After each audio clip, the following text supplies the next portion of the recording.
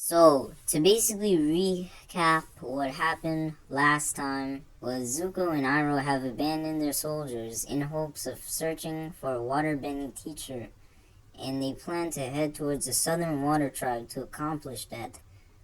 Throughout the time they travel towards their destination, Iroh and Zuko are thinking of what is the next element they will try to master, which is probably going to be earthbending. Time passes, and after arriving at the Southern Water Tribe, they are searching for village members, asking if they have any waterbending teachers. The village leader, Gran, says there's only one waterbender, which he doesn't even think she's a master at it.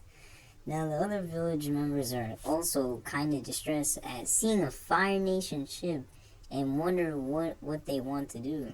And Iroh explains that Zuko is the Avatar, and he's a firebender who wants to stop the Fire Nation from world domination. Now remember that this Zuko has had a little bit more time for character development than one in the main timeline, so that's why he shows up more of his good side now. So that is what we're accomplishing in this story. Next, we cut to the point where Sokka makes his first appearance and charges at Zuko like in canon, and Zuko just easily dodges it and counters Sokka's attacks. It says he has not come here to fight, as he's the Avatar and wants to spread peace. Sokka has a hard time believing this, while he is sitting on the ground in defeat. Katara then steps out to see what is happening. Iroh and Zuko ask her if she's the only waterbender here. Katara responds yes. Katara always talks about how she's not that good at waterbending.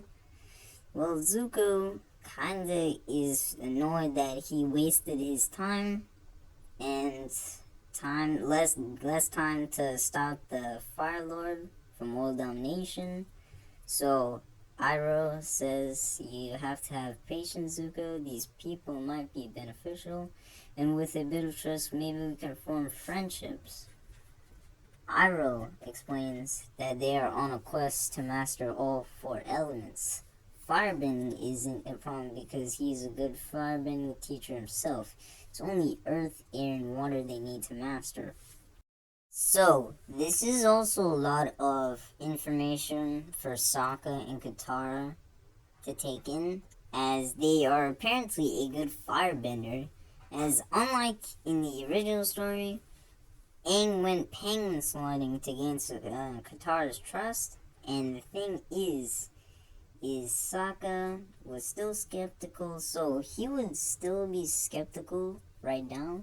So Fire Nation has taken most of the waterbenders there.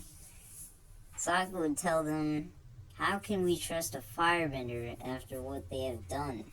Iroh says not every firebender has evil in their heart, as they are on a mission to stop the Fire Nation, even if it means going against their leader. They must do something about it.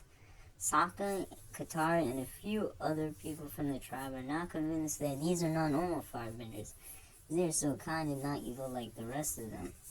Yeah, because, why would they talk to them and not immediately attack them? So, basically, they plan to eventually go to places that will teach Zuko how to master water and the other elements.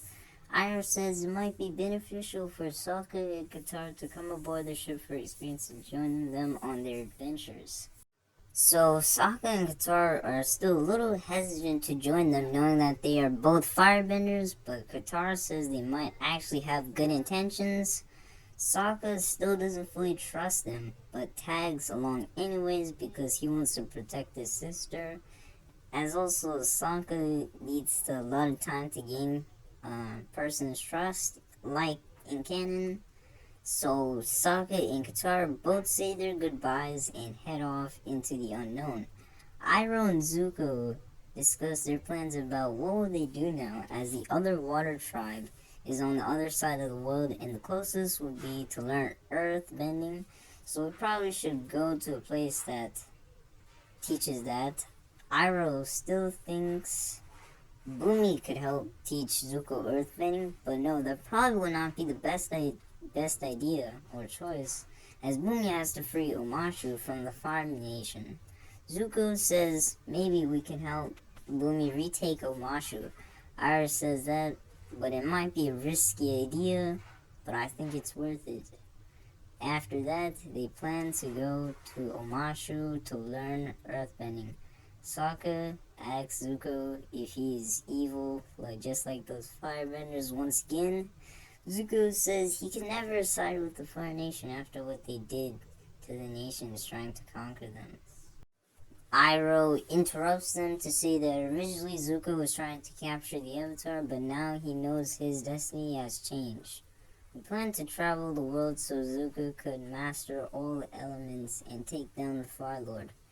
After that, a few days pass as the group begins to get familiar with each other and get to know them better. Iroh also has been teaching Zuko how to master and learn more about firebending. While on the journey to get to Omashu, they make a few pit stops, and they're also very lucky to not get noticed. Finally, they arrive at Omashu. The group gets out, and then they walk to the place. They are greeted by guards and asked to state their presence, and Iroh states that he's a long-term friend with Bumi, and these are his students that would like to talk to Bumi. The guard is a little bit suspicious, though he lets them inside the walls, seeing that the old man probably does have business with Bumi. So, inside Omashu, they go to where Bumi is, and the guards let him inside again, explain that he's a friend of Bumi. Then, after that, they meet with Bumi. Iroh says it's been a long time since the White Lotus. Bumi is surprised to hear about the White Lotus, knowing it's been so long, and asks why he is here. Iroh then explains to train the Avatar, which is his nephew Zuko, to learn Earthbend, so he can get closer to mastering all four elements. Bumi thinks and says, does he at least know at least one other element? And Iroh explains just a bit of fire. Bumi says it would be harder to train without learning another element. Iroh says, we don't know of any other earthbending teacher besides you. Alright, Bumi says, it might be a little tougher, but I will accept it. He therefore gives Sokka, Katara, Iroh, and Zuko a place to stay.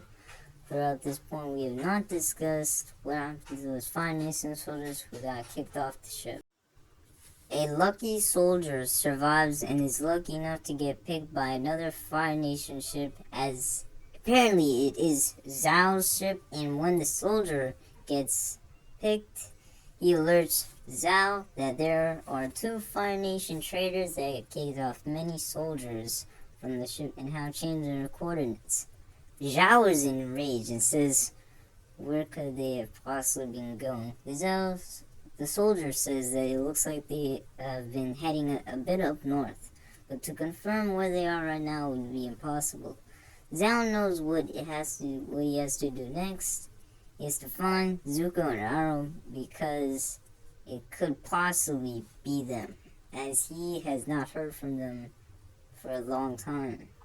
Throughout the day, Zuko is given training with Bumi about how earthbending works, and Zuko finds it a little natural and not too hard. Sokka and Katara explore Omashu. Katara also tries to practice waterbending, but to little improvements. Iroh during this time reveals how they got to the Southern Water Tribe, and they might have some enemies who will try to track them down. Iroh and Bumi therefore make plans to say, if a Fire Nation army came to Omashu, what is their escape plan? And Bumi said there might be an underground bunker with a few small ships that can carry 4 people with a few small supplies. Will you stay in Omashu? Says Iroh. Bumi says no. I have to stay so I can reclaim it from the Fire Nation. You must go if they arrive. I will promise to take care of these Fire Nation soldiers. Also, to go back to Zuko. In addition to his training, he's also having dreams about a past avatar named Ruku. He says he can help. In addition, he has some knowledge. Zuko isn't really the type of person who is spiritual, so he ignores these signs for a few days. And throughout these days, Zhao also has been getting knowledge about where Zuko is, and is just missing a certain thing to pinpoint their location.